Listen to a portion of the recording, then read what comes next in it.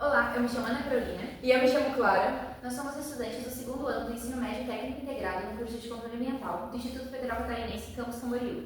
E o nosso projeto foi desenvolvido durante a disciplina de Projetos Ambientais no setor de Análises Químicas e orientado pelo professor doutor Adriano Martendal. E o nosso projeto é sobre a análise comparativa do uso de glicerol, sorbitol e óleo de soja como plastificante na síntese de agropolímeros à base de amido de batata. Para entender o objetivo do nosso trabalho, primeiro é importante compreendermos o que é um polímero. Polímero é toda molécula que é a repetição de uma unidade básica, chamada mero ou monômero. Aqui, por exemplo, nós temos o polietileno, que é formado a partir de vários etilenos.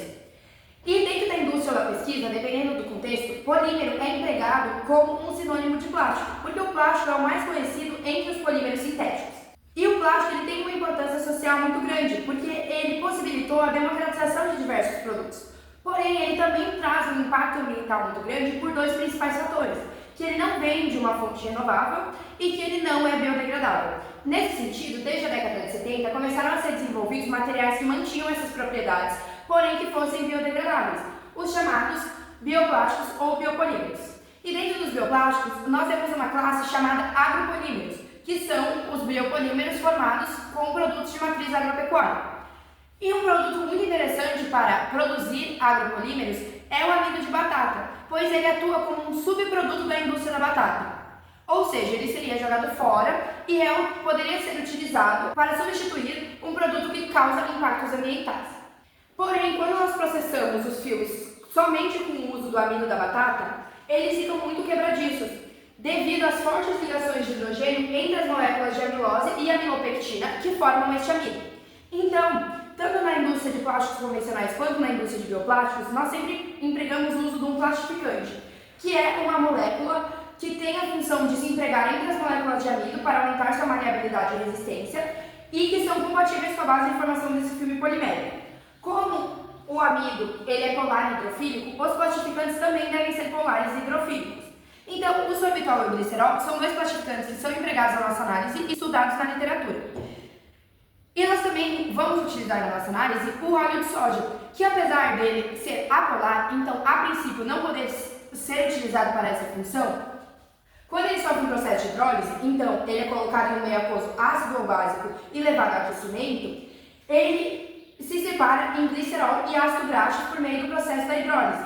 Então ele também é estudado e pode ser utilizado como plastificante na síntese desses biopolímeros.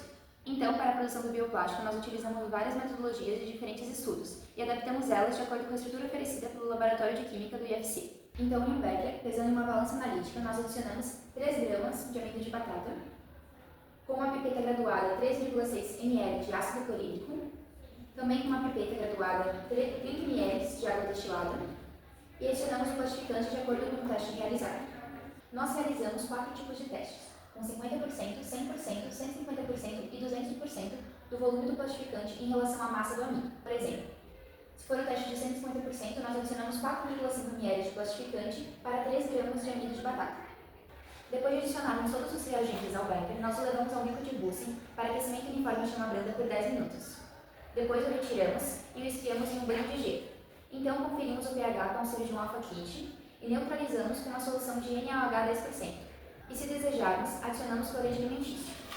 Então despejamos a mistura em uma placa de Petri limpa e levamos ela para uma estufa a 60 graus por 24 horas. Após as análises, nós percebemos que os 3 plastificantes podem gerar resultados satisfatórios, dependendo do tipo de produto desejado. O glicerol formou biofilmes mais maleáveis e os seus melhores resultados foram nas concentrações de 100 e 150%. O sorbitol gerou filmes duros e resistentes a quebras. E as suas concentrações, a partir de 100%, geraram resultados satisfatórios. O óleo de soja não gerou filmes, pois nós acreditamos que o processo de hidrólise não ocorreu corretamente. Porém, nós percebemos nele potencial para substituir microplásticos primários como glitter quando utilizados em concentrações mais baixas, como a de 50%. Nós também testamos a sinergia entre o óleo de soja e o glicerol, que gerou filmes duros e resistentes à quebra, como o sorbitol, porém com um aspecto opaco e oleoso.